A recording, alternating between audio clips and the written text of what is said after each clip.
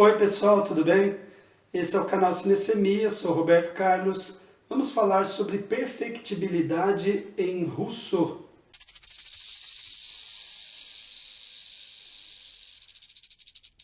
Pode parecer uma palavra difícil, né? Perfectibilidade, mas tem a ver com a nossa capacidade de nos aperfeiçoarmos no decorrer da vida. Para Rousseau, o grande exemplo de ser humano perfeito eram os homens antes da sociedade, antes do contrato social, porque, segundo ele, o contrato social ou a sociabilidade é que deu conta de corromper o homem nos seus bons costumes, nos seus sentimentos, nas suas paixões primitivas. A racionalidade é que tornou o homem frio, calculista e egoísta. Para Rousseau, então, o homem precisa resgatar esse estado de natureza, ele precisa seguir os seus instintos para, digamos, se colocar novamente no caminho da perfectibilidade. Nós não somos perfeitos, nós temos que trilhar o caminho para a perfeição, e isso é o que ele chama de perfectibilidade. Falar sobre isso em 2 filmes, começando com Gênio Indomável, de 1997. O Matt Damon interpreta Will Hunting e também acompanhado por Robin Williams no papel de Sean Maguire. O primeiro, o Will, é um rapaz muito genioso, muito temperamental, porém com um talento, com uma capacidade intelectual muito grande. Essa capacidade é descoberta por um professor de matemática de uma universidade que, percebendo esse instinto violento do rapaz, o encaminha para o seu amigo Sean, que é um grande psiquiatra, um grande psicólogo, né? E então para um tratamento para que ele consiga equilibrar essa natureza violenta e de modo a desenvolver melhor o seu potencial, a sua capacidade intelectual. Então ele é um gênio da matemática, mas tem um impulso violento, daí o nome Gênio Indomável. A natureza dotou o Will com uma habilidade muito específica, muito característica. É uma habilidade que precisa de muito esforço para ser desenvolvida. É uma aptidão, um potencial que precisa de muita coisa para se desenvolver. Ele é o que a gente chama de um talento bruto, um diamante bruto. Só que ele precisa primeiro aprender a se conhecer, a domar essa dor, essa raiva que ele sente, para poder desenvolver então o seu melhor potencial.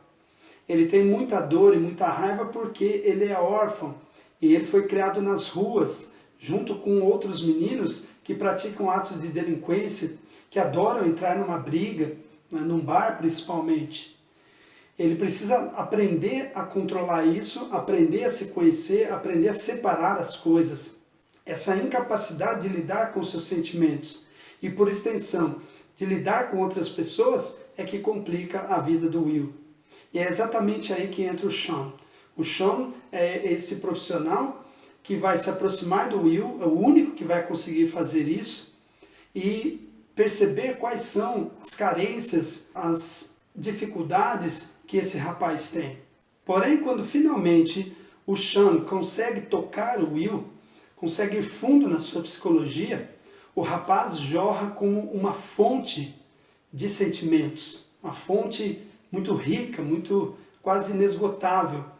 Aí ele precisava de muito amor e precisava de amizade. Ele consegue a amizade com o Sean e consegue amor nos braços de uma mulher. Então depois que ele preenche esse vazio que ele sentia com amor e com amizade, aí sim ele aprende a se conectar. E ao aprender a se conectar, ele se torna um rapaz melhor. Ele desenvolve aquele potencial que nós falamos no início. Esse filme passa para nós a ideia de que todos podem ser melhores, todos podem se aperfeiçoar, todos podem se trilhar um caminho de perfectibilidade. E digamos, cada um tem o seu. O outro filme é Melhor é Impossível, de 1997. Nesse filme, o Jack Nicholson interpreta Melvin Udall e a Helen Hunt interpreta a Carol. Ele é um homem histriônico, cheio de manias, arrogante, prepotente, que despreza a todos porque nunca precisou de fato das pessoas, nunca precisou olhar para elas.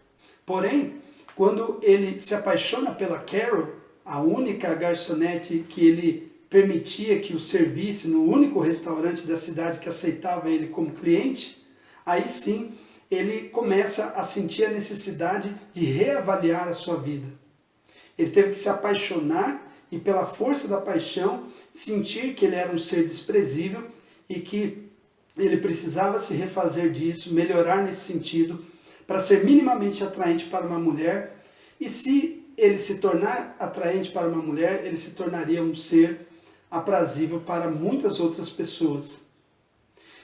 Então ele tem um transtorno obsessivo compulsivo que se manifesta aí de várias formas. No caso dele, é toda uma série de manias que faz com que ele seja uma pessoa muito ensimesmada. Só para constar, ele é um grande escritor, ele demonstra nos seus escritos grande inteligência, que conhece muito o ser humano, mas na verdade ele conhece na teoria, na escrita, porque na prática ele vive isolado da maioria das pessoas. Então o toque é uma condição do Melvin que, no mínimo, dificulta a sua vida. Aí a gente entra em contato com uma frase interessante que diz que as pessoas mais difíceis são aquelas que mais precisam de amor. Então, no caso do Melvin, isso é muito claro, porque a partir do momento que ele se apaixona, tudo isso começa a mudar. Aquela ostra que ele era, ou na qual ele vivia, né, naquela casca, ele começa a se libertar disso e começa, digamos, a dar à luz a um ser humano maravilhoso. Em algum lugar naquela criatura estava contido um homem maravilhoso. É essa a tese desse filme. E foi o amor que fez ele desabrochar. É bem romântico, né, o filme, é uma comédia romântica.